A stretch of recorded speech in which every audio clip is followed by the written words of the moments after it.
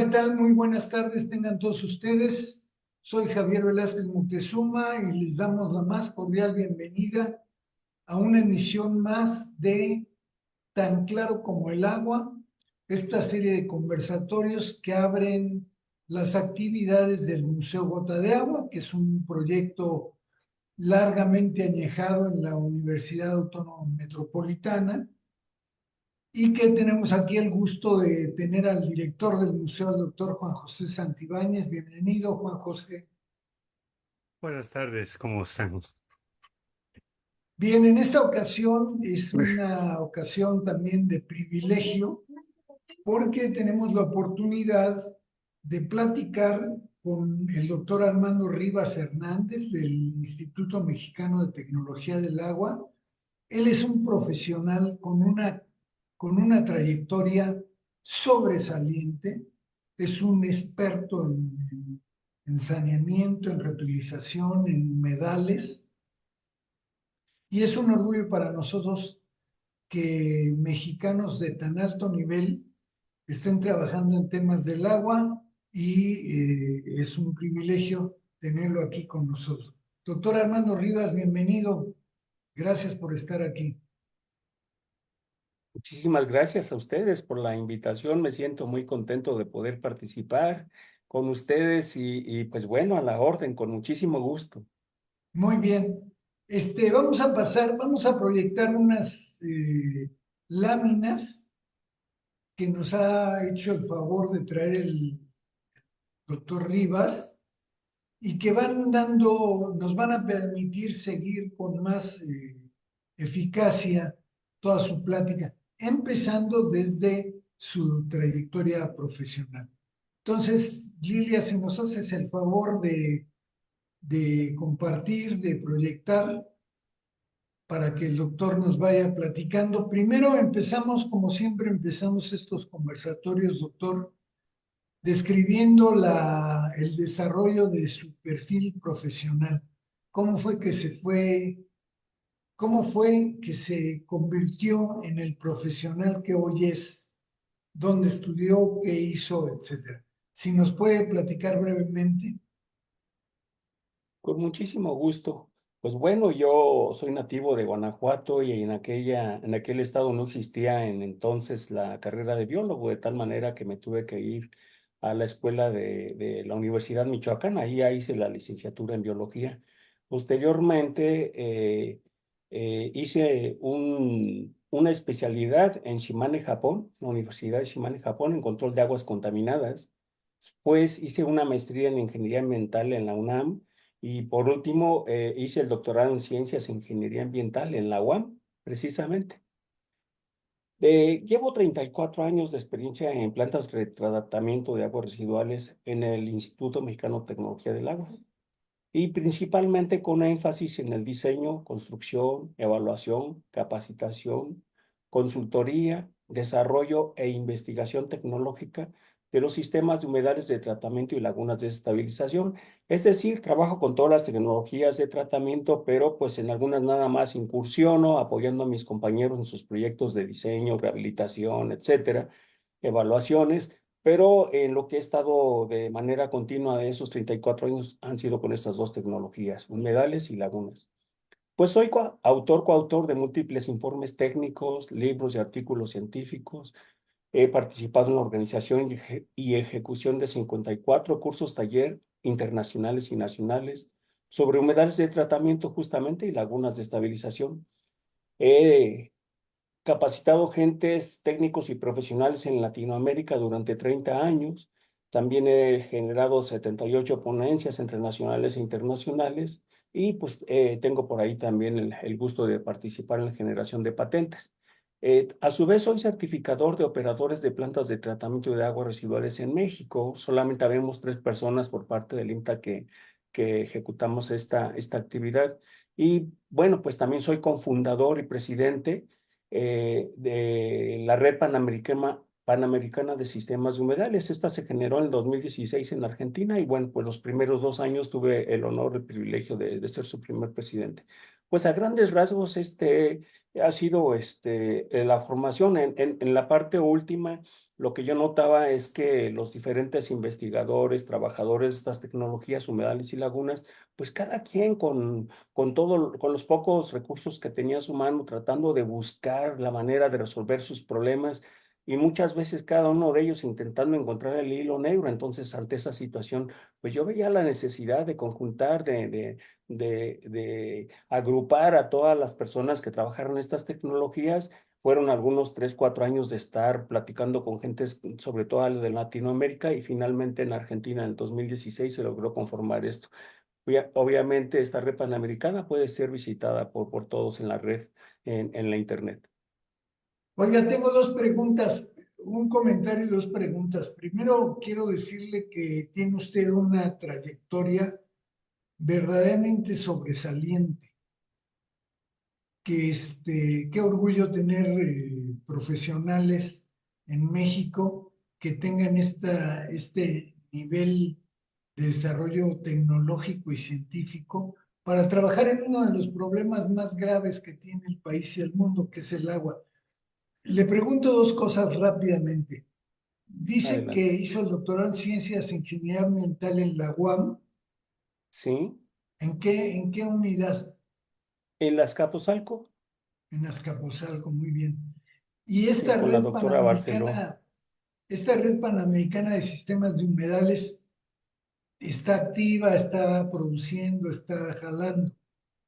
Está activa, está dando muy buenos resultados. Les comentaba que lo pueden simplemente accesarla con ese nombre ahí a la internet y la van a encontrar, los trabajos que se han hecho, las aportaciones que se tienen, la participación de varios profesionales, y tiene otras ventajas importantes porque, por ejemplo, cuando me llaman, por decir algo de Puerto Rico, que requieren el diseño o la construcción de un humedal de tratamiento, pues yo les comento que sería más factible que acudieran a una persona de aquel mismo país, puesto que tenemos una base de datos de todos. Pues entonces les digo, mire, ahí en esta zona donde ustedes se encuentran está tal persona, y ya si usted requiere que nuestra institución le haga una asesoría, se puede contratar por separado a la par, y de esa manera conjuntamente podemos llegar a un buen término.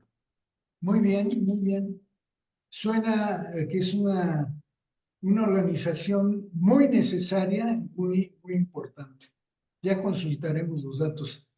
Eh, Le platico a nuestra audiencia que el doctor Rivas nos trajo una información muy valiosa que yo no quisiera ocupar más tiempo para que pudiera él explicarnos de qué se trata este problema. Si quiere ir sobre las láminas, doctor, Con háganos ese muchísimo favor. gusto.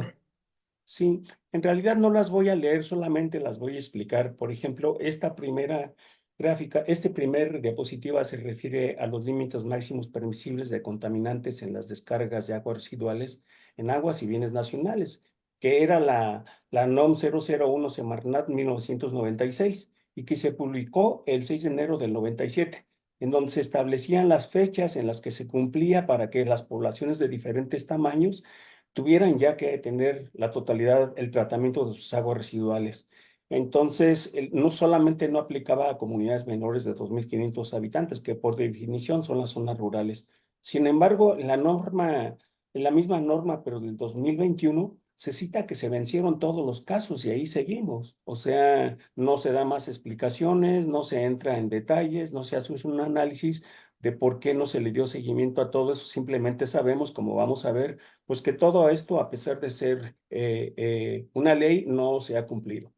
Y O aquí sea, vemos desde el una, 97, perdón, desde sí, 97, o sea, hace 27 años, está esta ley y además no se cumple.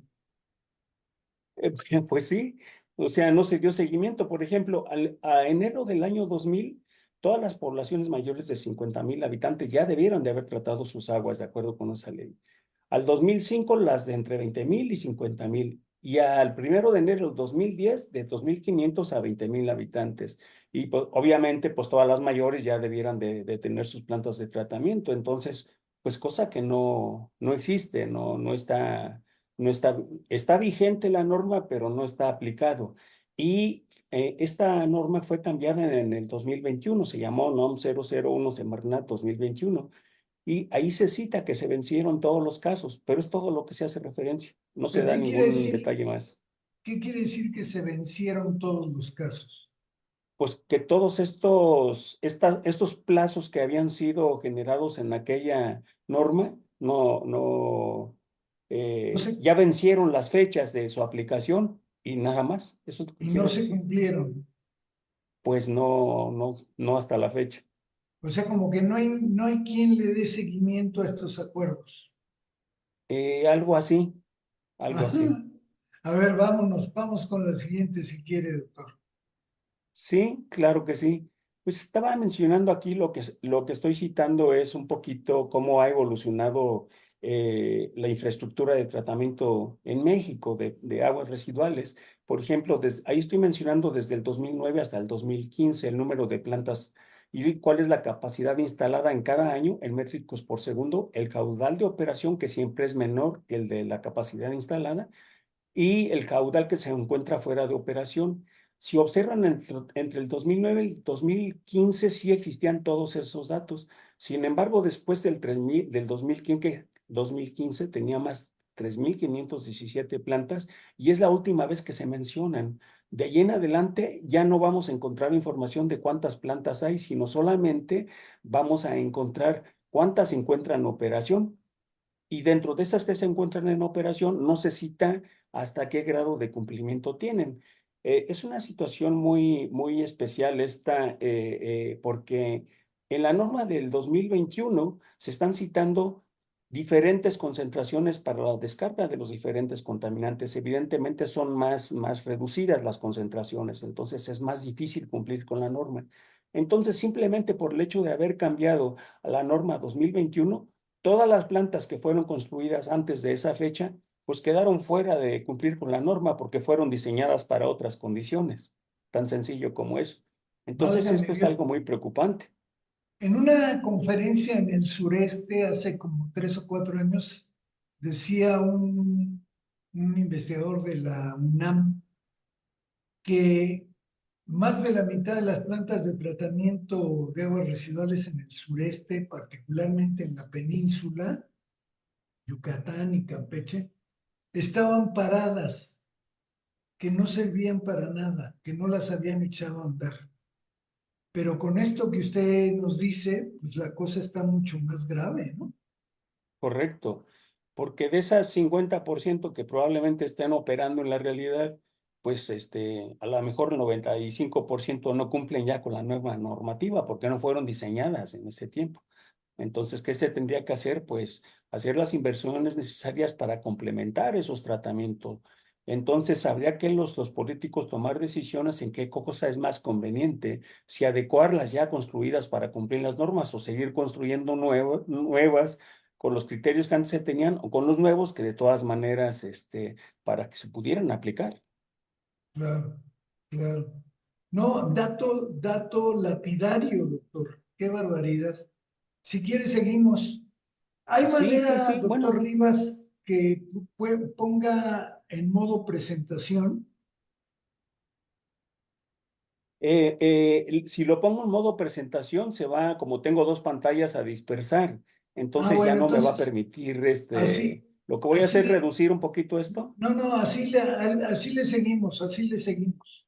Ah, ok. ¿Qué Porque es sí, esto? ahí está eso, miren. Ok. Bueno, Platíquenos. aquí tenemos de una manera gráfica muy sencillo que hay dos principales tipos de sistemas de tratamiento. Los sistemas naturales, que son las lagunas y los humedales que funcionan con energía solar por medio de la fotosíntesis en las plantas que producen el oxígeno que va hacia las raíces, que utilizan los microorganismos para hacer el tratamiento del agua.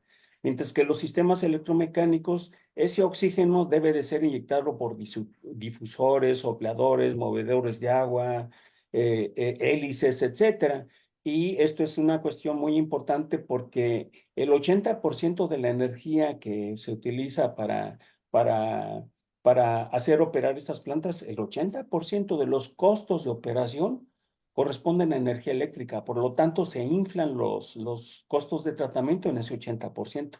Y aparte de eso, pues para operar estas plantas se requiere personal capacitado entre ingenieros eléctricos, químicos, etcétera, civiles, para que estén dando el mantenimiento y la operación al sistema, mientras que los sistemas naturales, con una persona que escasamente hable el español y con herramientas muy sencillas como un machete, unas tijeras, cosas de esa, y puedas realizar la limpieza y la operación del sistema. Lo que estos cobran, los operadores de estos sistemas naturales, es mucho menos cantidad que las personas que están más capacitadas, lo que hace aún más atractiva la inversión para generar ese tipo de tecnologías. Y aquí, un poquito muy brevemente, vean ustedes en verde cómo va evolucionando el número de plantas de tratamiento. Son los humedales de tratamiento los que están en verde. Las lagunas de estabilización que están en azul han de cierta manera ido reduciendo en los últimos 30 años. Hace 30 años eran el 50% de las plantas de tratamiento en México eran lagunas, porque eran las más sencillas de operar y más económicas, pero ahorita están cerca del 30%. Y esa otra parte de oportunidad se la va ganando los humedales de tratamiento, que, bueno, no son tan nuevos. Y yo llevo 30 y tantos años trabajando con ellos y ya existían libros, significa que ya lleva más aún. Entonces, pero a donde ha sido difícil es llegar a los tomadores de decisiones, porque dicen que prefieren malo por conocido que bueno por conocer. Entonces, ha sido un proceso bastante lento, pero pues ya hemos estado en las cámaras de senadores, de diputados, dando conferencias en diferentes lugares que van sensibilizando a la gente e informándoles sobre la existencia de las nuevas tecnologías que pueden colaborar de una manera muy importante para el tratamiento de las aguas residuales. Y aquí vemos, ¿tiene alguna pregunta, No, Javier? adelante, adelante. Y, Yo creo que y yo aquí y toda la vemos, audiencia estamos muy sí, impresionados con esto. sí, y aquí vemos, es un gráfico que he elaborado a punta de muchos años en función de varias cosas que han cambiado. Bien, tenemos lo que es un tratamiento primario de las plantas de tratamiento, un secundario y un avanzado. El primario, pues son los tanques sépticos, algunos biodigestores que más tardan 50 y tantos por ciento de eficiencia de remoción de contaminantes. Por sus propias características no pueden llevar el tratamiento más allá. El tratamiento secundario, que son los electromecánicos o los naturales que mencioné, dentro de los electromecánicos como nodos activados, filtros rociadores, discos rotatorios, etcétera. Todos estos que además para desinfectar el agua pues requieren una desinfección química que normalmente es cloro, que es una sustancia peligrosa porque puesto que es cancerígena, teratogénica, genera muchos problemas, genera trialometanos que son recalcitrantes en la naturaleza y genera muchos problemas. Ese cloro al reaccionar con los excedentes de materiales orgánicos de las plantas de tratamiento. Y entonces, para llevar el tratamiento aquí podemos ver que el tratamiento primario, la línea en magenta, solamente ni siquiera cumple para descargar al alcantarillado. Si viéramos las características, ni siquiera cumple porque pide 1000 coliformes fecales o pedía y ahora pide 240 enterococos, la nueva norma, que es imposible que se logren eliminar en un tanque séptico. Y todo el mundo sabe que en un tanque séptico, un biodigestor salen olores y es porque allá hay muchos microorganismos todavía. Entonces es imposible. En el tratamiento secundario ya se removieron más eficiencia, como el 90%, y todo lo que está en amarillo ya puede cumplir para descargar al alcantarillado, para riego de cultivos y para diferentes tipos de reuso. No así para la protección a la vida acuática. No alcanza a cumplir. ¿Por qué? Porque el tratamiento secundario no está diseñado para remover nitrógeno y fósforo, que es el tratamiento avanzado. Para eso ya se necesitaría hacer otra tecnología como aireación extendida, discos rotatorios y de todas maneras hay que desinfectar el agua para poder cumplir con la parte de los patógenos, la parte bacteriológica. Y ahora sí, con los sistemas naturales, si están por separado las humedales y las lagunas, solamente llegan a tratamiento secundario. Pero cuando ya los combinamos, que es la patente que les mencionaba yo hace unos momentos que se ha generado, ya podemos cumplir con todas las normas de tal manera que la línea verde puede ir para todos los tipos de disposición del agua o inclusive para tipos de reuso. El reuso puede ser riego de áreas verdes, riegos de cultivo para descargarse a los cuerpos receptores, para acuacultura, para muchas actividades que se pueden hacer con esto. ¿Por qué es importante citarlo? Porque, bueno, dentro de la invitación que se me hacía era platicar justamente del reuso del agua. Y si ahorita voy a mencionarle las estadísticas de las cantidades de agua residual que se generan, si las pudiéramos tratar, se convierten en un recurso muy, muy valioso e indispensable y además necesario. ¿Por qué? Porque en algunas poblaciones del país en donde antes Siete y los cuarto nos vemos municipios no allá. tenían, perdón, No, se metió un ya, micrófono. ya, en donde antes algunas poblaciones no tenían dinero para tratar sus aguas residuales, llegaron algunas industrias que dijeron, yo la trato y yo la puedo descargar después. Entonces les dieron el sí, pero ya después de que pasaron los años entre los problemas de escasez de agua, que cada vez tenemos menos y menos agua subterránea y el concepto por cambio climático, las lluvias, ha cambiado mucho, mucho en el país, todo el comportamiento. Entonces muchas poblaciones están quedando sin agua, entonces ahora están abriendo los ojos hacia esas aguas residuales que generan, ya no se la quieren dar a las empresas que las trataban, sino dicen yo la trato y la reutilizo. ¿Por qué? Porque ya no hay más agua. Entonces, el hecho de tratar el agua residual lleva muchos más objetivos que simplemente recuperar el agua, porque como estamos viendo a mí, el problema principal que tiene el mundo es la contaminación por este fósforo que estoy marcando aquí. El nitrógeno, pues el 70 y tantos por ciento de la atmósfera, y los microorganismos y las plantas lo fijan. El carbono, pues está como dióxido de carbono, entonces en la atmósfera. Pero el fósforo no es un ciclo biogeoquímico que está en la atmósfera. Entonces, en los países europeos, desde hace, por ejemplo, 30 años, ya tratan el agua no solamente para remover contaminantes de otros tipos, sino se han fundamentado principalmente en la eliminación de ese fósforo, porque si se pasa un miligramo de fósforo, ese miligramo de fósforo en presencia de la vida acuática es capaz de volver a retomar todo el carbono y el nitrógeno. Hay una relación de carbono, nitrógeno y fósforo en el agua residual de 100, 10 a 1. Entonces, por una parte de fósforo se desarrollan 100 de carbono y 15 y 10 de fósforo, perdón.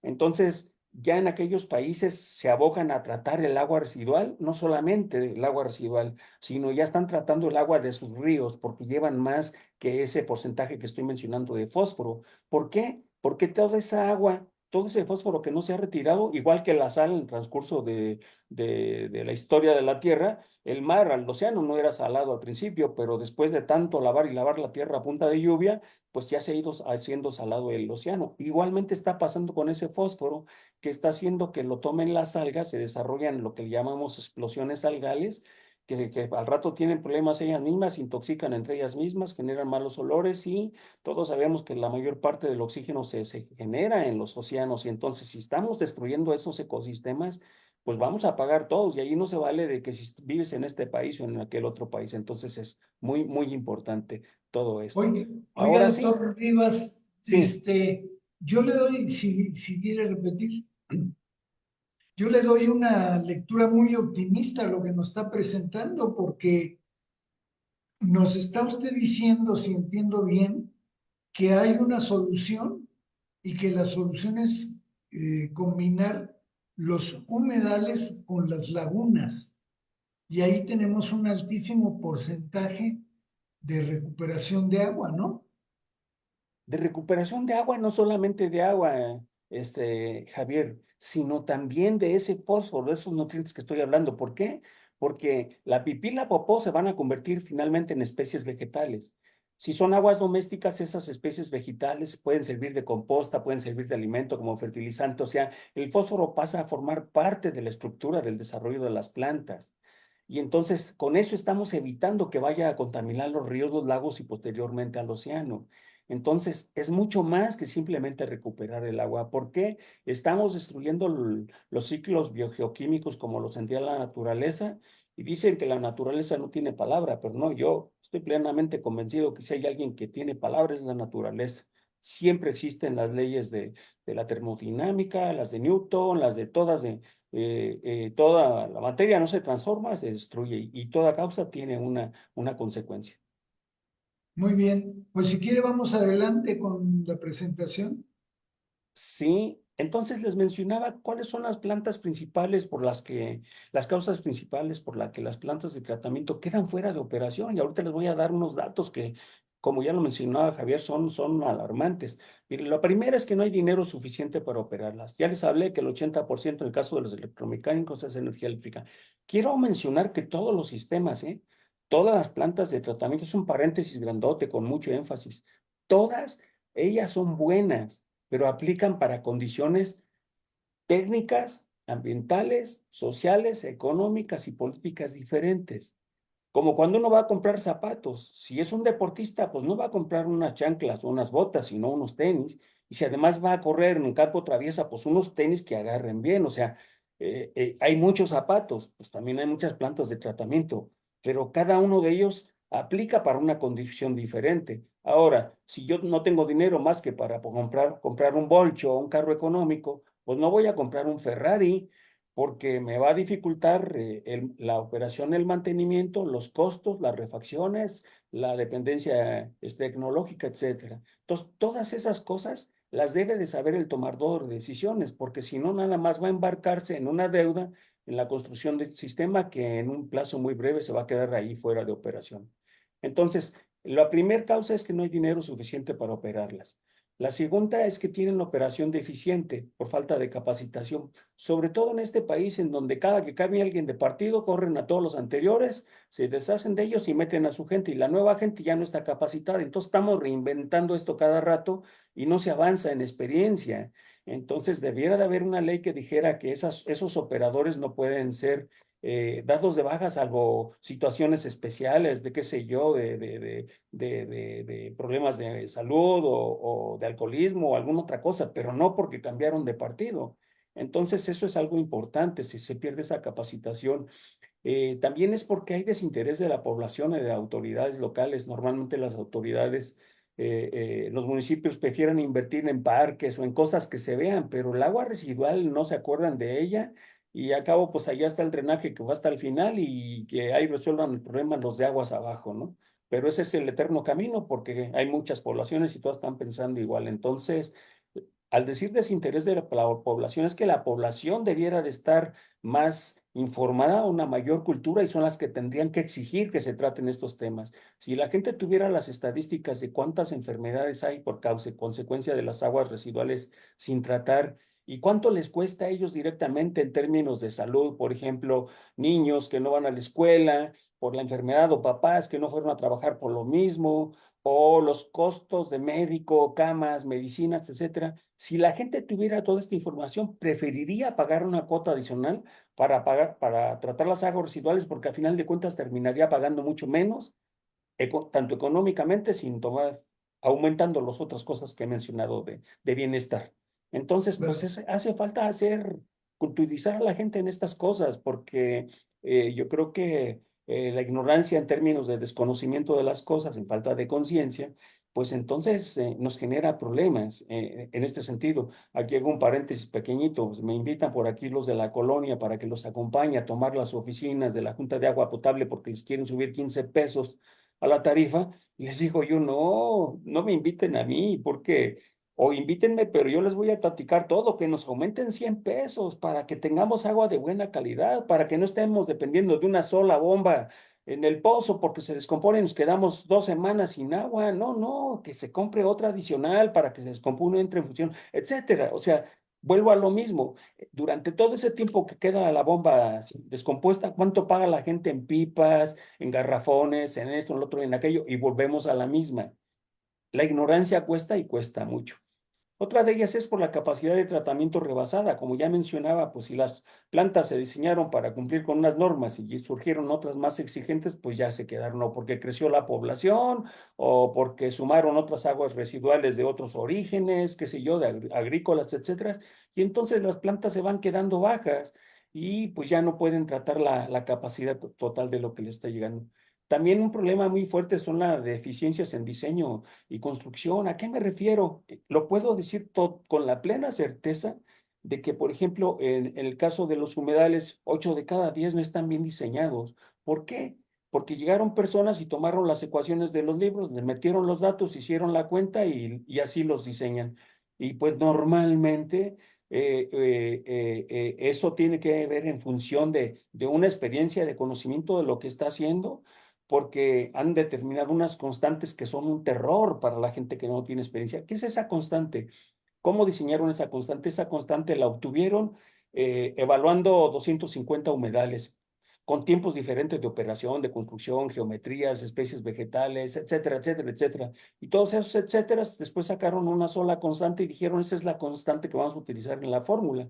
Pues sí, pero no puede ser, es como si alguien hubiera dicho vamos a diseñar unos zapatos para los humanos y se salen a la calle y ven pasar a dos niños y a alguien más y miden los tamaños del pie y ahora sí, con eso quieren hacer zapatos para todo el mundo, pues no van a servir, no van a funcionar. Lo mismo con esas constantes. Entonces, si la gente no tiene experiencia, ese es el problema, falta de experiencia. Bueno, allá hay más rápido, porque si no, no dan deficiencias en colectores, falta de capacitación en tomadores de decisiones, cambio de administraciones políticas, falta de información a tomadores de decisiones. Y hay esto que estoy poniendo aquí, con eso es lo que pretendía yo cerrar la plática de hoy, porque no quiero dejar de mencionarlo si por al rato no me faltara tiempo.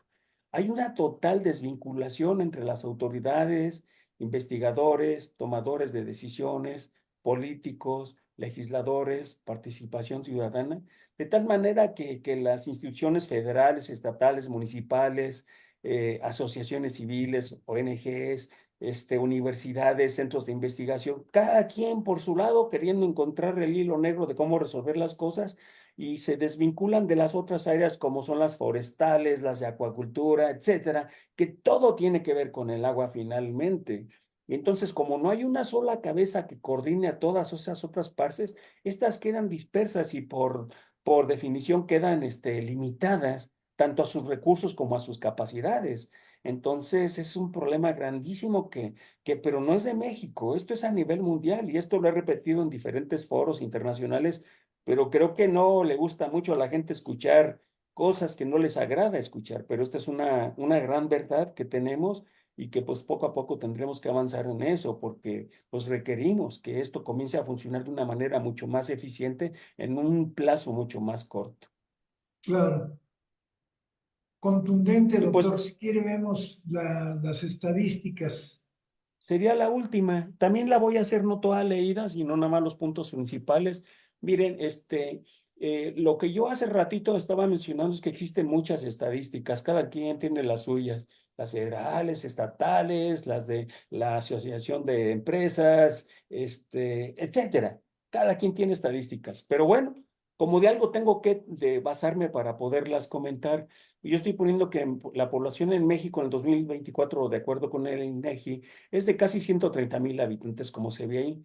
Si a esos 130,000 habitantes con una dotación de 190 litros y pérdidas del 20%, tendríamos que cada persona genera 152 litros por habitante por día.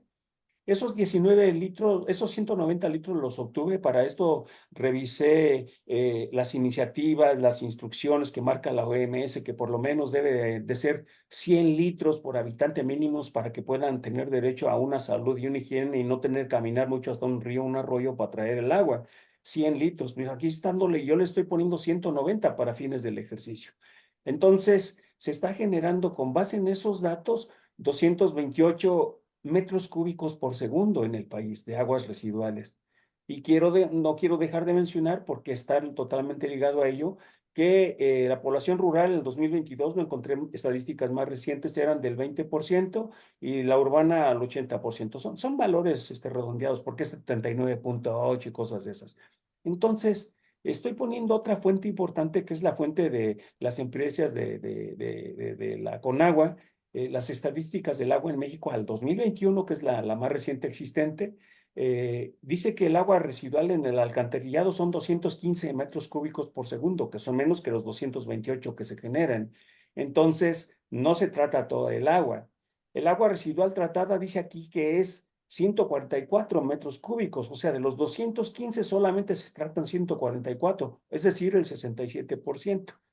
Repito, estos son datos oficiales porque cuando comenzamos a entrar a las estadísticas estatales, hay quienes tienen el 0% de las plantas operando, hay quienes tienen el 10%, el 20% y algunas otras que podrían sí tener una capacidad más grande, pero no sé, no me atrevería a decir un número porque no tengo los elementos necesarios, pero cuando he tenido las experiencias en campo, un ejemplo, en una cuenca, nos pidieron hacer el diagnóstico de las plantas de tratamiento y la información oficial decía que el 80% de ellas operaban y el 20% no. Cuando ya hicimos la evaluación fue al revés, el 20% operaban y el 80% estaban fuera. Entonces, ¿qué tan confiables son las estadísticas? Pues es una cuestión muy, muy importante, pero repito, tengo que partir de algo. Entonces, la capacidad instalada de tratamiento es de 196 metros cúbicos de los 228. Quiere decir que el resto del agua pues no está siendo tratada. Entonces, ahora sí, si el agua residual generada a nivel nacional son de 228 metros cúbicos, entonces quiere decir que si solamente del alcantarillado se tratan de esos 228, 215, quiere decir que 94,58% están en el alcantarillado. Entonces, pero el dato que nos ofrece la Conagua es el 93,8, que está muy cerca de este 94,58. Así es de que mis datos no están así como que muy perdidos con los datos que he estimado. Y entonces, ahora sí, la capacidad de operación que tenemos es de 144 metros cúbicos por segundo, y leo este párrafo que viene también de ahí, de esa fuente de la Conagua. El agua potable al 2020 era de 96,1%, de la cual 98% en la urbana y 89% en la rural, que tiene que ver con esta población rural y urbana que estoy mencionando. La cobertura de alcantarillado el año 2020, o red pública o fosa séptica, era el de 93,8%, de la cual 97% era urbana y 79% rural. Esas son las estadísticas que tenemos y que puedan servir para que todos ustedes, cualquier duda, y es todo lo que traigo en las presentaciones. Fantástica presentación, doctor Rivas. Nos deja claro que el problema de las plantas de tratamiento de aguas residuales es algo urgente de abordar a nivel gubernamental, y de ahí desatar una cascada de toma de decisiones, ¿no? Como que hay que armar una subdirección o una subsecretaría o lo que sea, nada más para ver lo de las plantas de tratamiento de aguas residuales. Si ya no tiene usted más láminas, podríamos dejar de compartir. Con mucho gusto. Aquí está. Muy bien. Le damos la bienvenida a Oscar Monroy, también uno de los promotores del Museo Gota de Agua. Bienvenido, Oscar. Y en este momento ya tenemos una buena cantidad de preguntas, y si no hay inconveniente, doctor Rivas, podemos empezar a desahogarlas. Con mucho gusto. A ver, se las voy leyendo. Este, dice Francisco Remy, la actualización de la norma fue significativa de 96 a 2001. Bueno, sí es significativa en términos de que los límites se volvieron más estrechos, más pequeños, que es lo que están haciendo en muchos países de lo que llamamos primer mundo. Entonces, desde el punto de vista de la intención, yo creo que sí es significativo. Desde el punto de vista de los hechos, pues ya ahí sí ya se tendría que hacer una evaluación técnica real para tener datos que permitan tener datos reales, datos más cercanos todavía a lo objetivo, pues para que las decisiones que se tomen sean también más objetivas. Muy bien. Belén Carrillo dice, ¿es más eficiente una planta de tratamiento de aguas residuales con materiales naturales o con maquinaria? Creo que no estoy entendiendo la pregunta. A ver, otra vez, Eh, por favor. ¿Es más eficiente una planta con materiales naturales o con maquinaria? Ah, ya entendí, con equipos. Ok, ok. Ajá, Sí, sí. Sí, no, no, no. Las tecnologías, como yo mencionaba, todas ellas son buenas, pero hablemos cuáles son. Me están preguntando en términos de eficiencia, no en términos de costos. En términos de costos es mucho más pequeño los sistemas naturales, por lo que ya mencioné, funcionan principalmente con la energía solar, mientras que los otros sistemas utilizan la electricidad para hacerlas funcionar. Eso es un problema adicional porque por lo menos en México el 80% de la energía eléctrica se obtiene quemando carbón, y eso tiene que ver con cambio climático. Pero bueno, ese es otro asunto por separado. El caso está que todas las tecnologías no remueven la misma cantidad de contaminantes. Tienen que irse complementando, hacerse trenes de tratamiento. Por ejemplo, todas esas que tenían el tratamiento secundario para cumplir con las normas, sobre todo con las actuales, requieren de tener un tratamiento avanzado para que ahora sí. Y entonces las dos son igual de eficientes. De hecho, pues tienen ventajas y desventajas. La gran ventaja que tienen los sistemas electromecánicos es que son compactos, ocupan hasta 20 veces menos área que un sistema de humedales y lagunas, lo que lo hace más fácil para conseguir un terreno y utilizarlas. Sin embargo, pues bueno, esa es parte de la decisión que tendrán que tomar los tomadores de decisiones, justamente. Muy bien. Le decimos a Belén Carrillo que esta presentación estará disponible en algún tiempo breve en YouTube y entonces ahí podrá repasarla. Aarón Isaac Loaesa nos pregunta, ¿cuál será el costo total para cumplir esta norma a nivel nacional? Válgame. Qué pregunta tan difícil de responder. Hace como unos 5 años en el INTA hicimos una evaluación de todas las inversiones que se habían hecho en los últimos 10, 12 años en términos de tratamiento de aguas residuales, de plantas de tratamiento. Entonces, pues la verdad no puedo recordar la cantidad de millones que era una cantidad muy grande, y mucho menos cuántos millones más se han aplicado en esos últimos 5 o 7 años. Son inversiones muy grandes. Entonces, pues ojalá que la próxima administración le dé más importancia a esto del tratamiento de las aguas residuales, porque en verdad estamos hablando de cantidades muy grandes. Pero fíjense cómo lo aplicamos, ¿eh?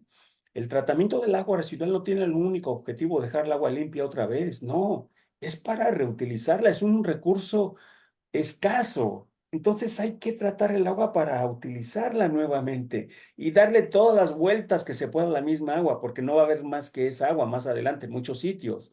Entonces, pues ya los problemas que tenemos a nivel nacional, cualquiera de los que están escuchando, denle un teclacito por ahí en la internet y pónganle la hora cero en México y van a encontrar cuántas ciudades, algunas ya, acuérdense que Monterrey hace un par de años ya estaba con los problemas, tuvieron que traer agua de otro lugar.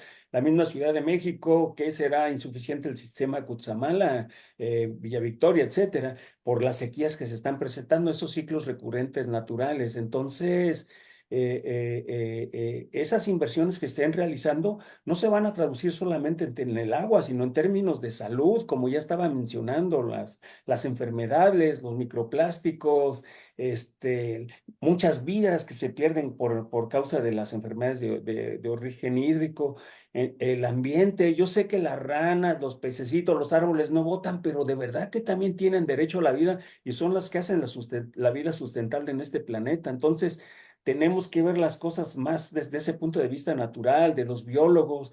Todas las demás partes son importantes, pero como mencionaba hace rato, pues se tienen que conjuntar, se tienen que vincular, se Claro, tienen que sentar juntos y debe haber una cabeza que esté coordinando todo eso, porque si no se pierden mucho con esa falta de claro, y coordinación. además el agua más cara es la que no existe, ¿no? Exactamente. Ya que no hay agua, entonces sí, a ver qué hacemos.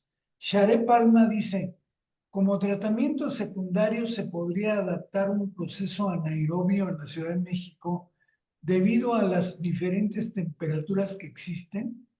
Este tiene menor producción de lodos, entonces ayudaría, aunque la mayoría son aerobios.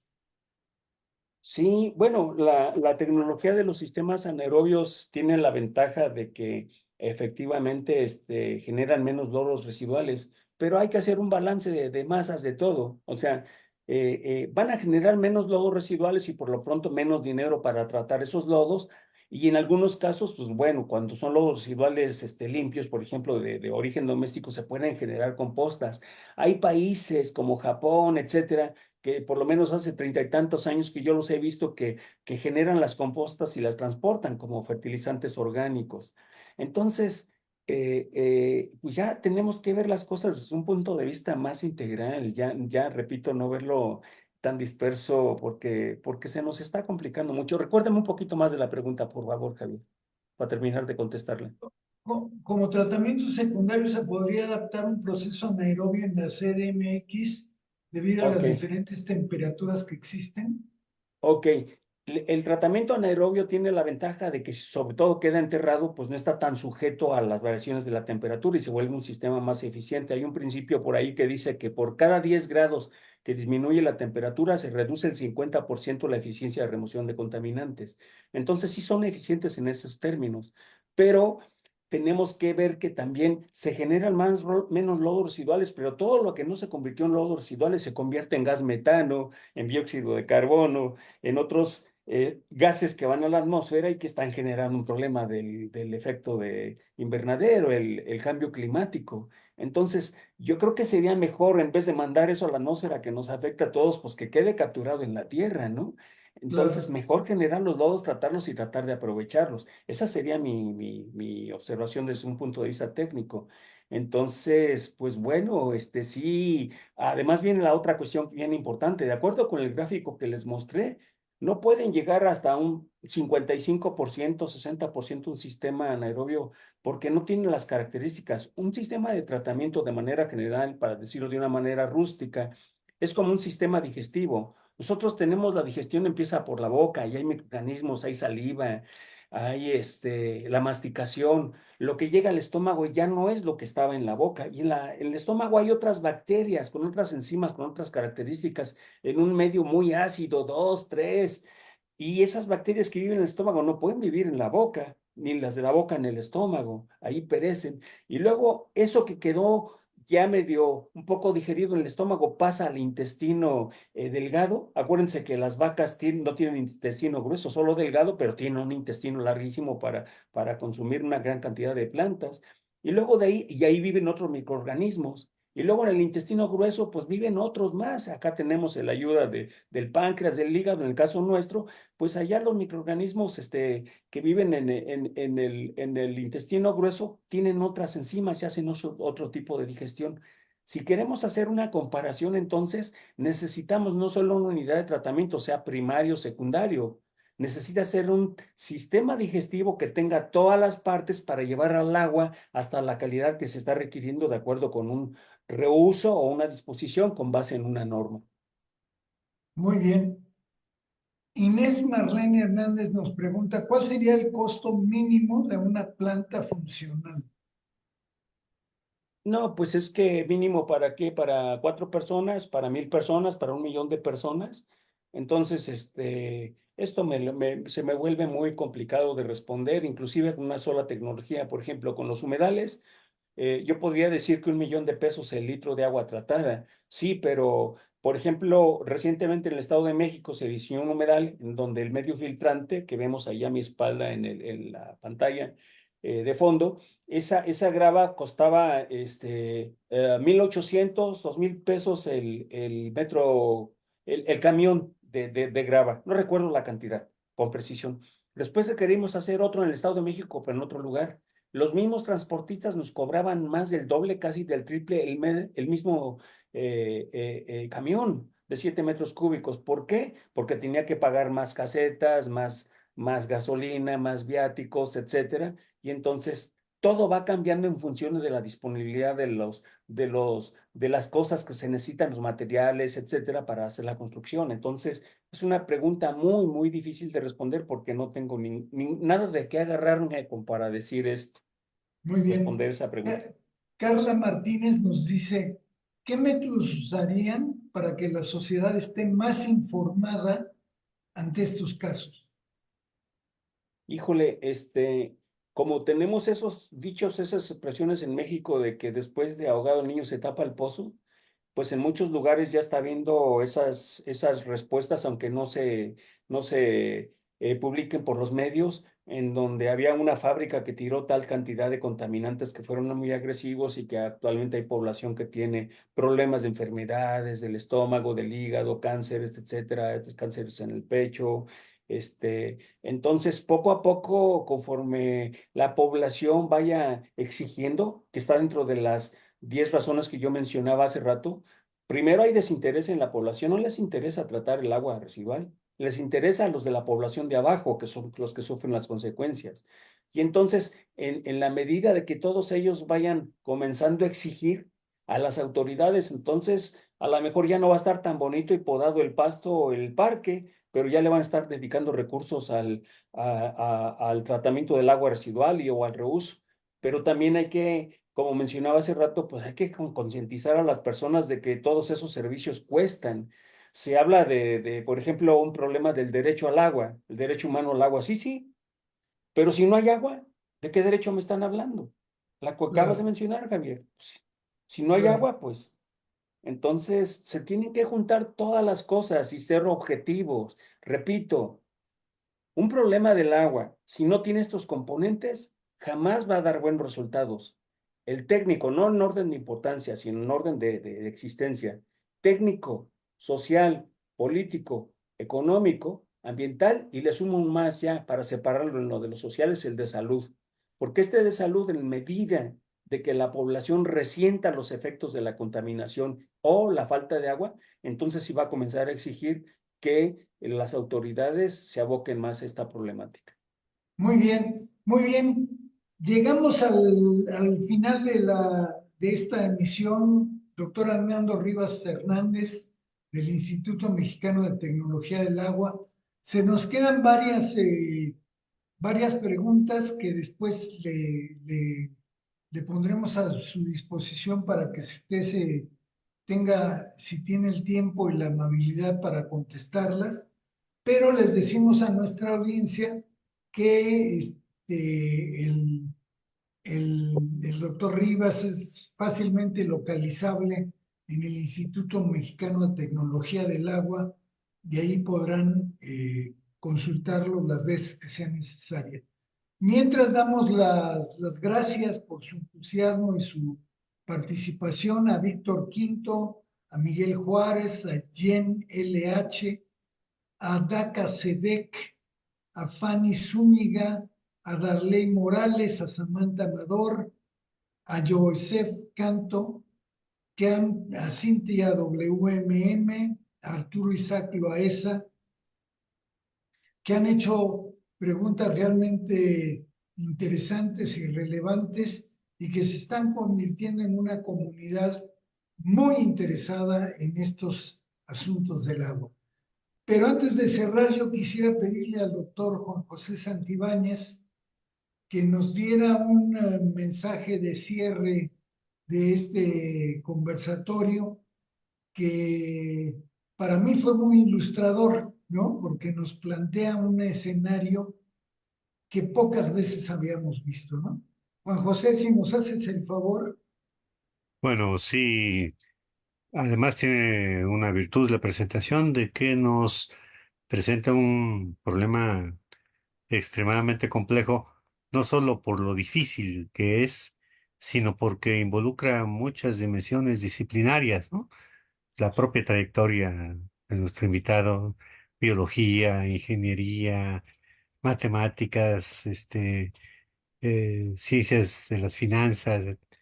Eh, Me pareció muy pertinente esta perspectiva y uno de los rasgos que me llama la atención es esta insistencia en que le preguntan pues, cuánto costaría tal o cual cosa de las plantas de tratamiento.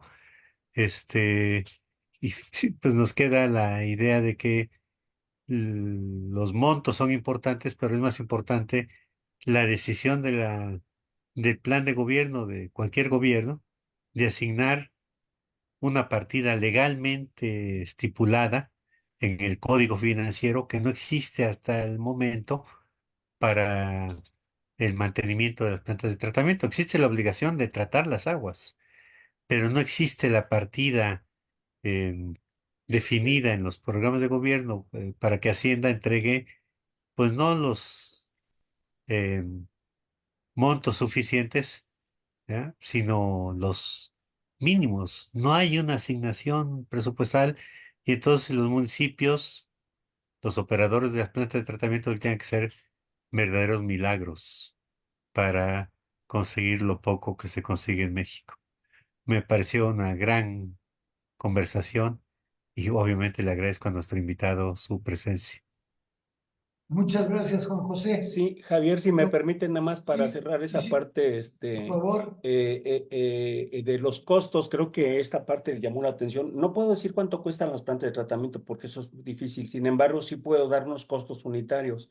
El metro cúbico de agua tratada con un humedal cuesta entre 80 centavos y $1, mientras que ese metro cúbico hasta un nivel de tratamiento avanzado se requieren entre 4 y 6 pesos, dependiendo de la región. Entonces, eso nos puede dar una idea de a lo que nos vamos a enfrentar. Repito, sistemas naturales, 80 centavos a $1. Sistemas electromecánicos con tratamiento avanzado, entre 4 y 6 pesos, el mismo metro cúbico de agua tratado. Muy bien. Doctor Armando Rivas Hernández del Instituto Mexicano de Tecnología del Agua, nos piden de la audiencia si nos puede dar un correo electrónico para comunicarse con usted. Con mucho gusto, rivas.hz, Rivas con V, rivas.hz@gmail.com. Muy bien. En el Instituto Mexicano de Tecnología del Agua, ¿verdad? Correcto. Muy bien. Pues así terminamos esta emisión de Tan Claro como el Agua. Creo que nuevamente ha sido un conversatorio muy aleccionador, empezando por enterarnos de que hay profesionales del nivel del doctor Armando Rivas trabajando en estos problemas y nos confirma lo que nosotros hemos sospechado durante algún tiempo. Tenemos todo, tenemos los profesionales, tenemos los materiales, tenemos los recursos para resolver el problema del agua. Lo que no tenemos es voluntad política, lo que no tenemos es capacitación, lo que no tenemos son políticos que se comprometan realmente con la población y que resuelvan este problema. Entonces, el divorcio entre ciencia y política, ojalá que se resuelva pronto para beneficio del país. Le agradecemos mucho a la audiencia que se haya conectado y haya seguido esta emisión, y al doctor Rivas quedamos eternamente agradecidos por su generosidad de participar en estos conversatorios. Muchas gracias, doctor Rivas. Con muchísimo gusto, un placer colaborar con ustedes. Aquí estamos siempre presentes a su disposición. Muy bien, pues muchas gracias a todos, gracias a Juan José Santibáñez, gracias a Lilia Anaya por llevar la producción de estos conversatorios, y les recordamos que la próxima emisión de Tan Claro como el Agua será el próximo martes a las 6 de la tarde, donde hablaremos de captación de agua de lluvia. Entonces, gracias por su presencia. Soy Javier Velázquez Moctezuma. Nos escuchamos y nos vemos en 8 días en estas mismas frecuencias. Muchas gracias y buenas noches. Buenas noches, buenas tardes, gracias.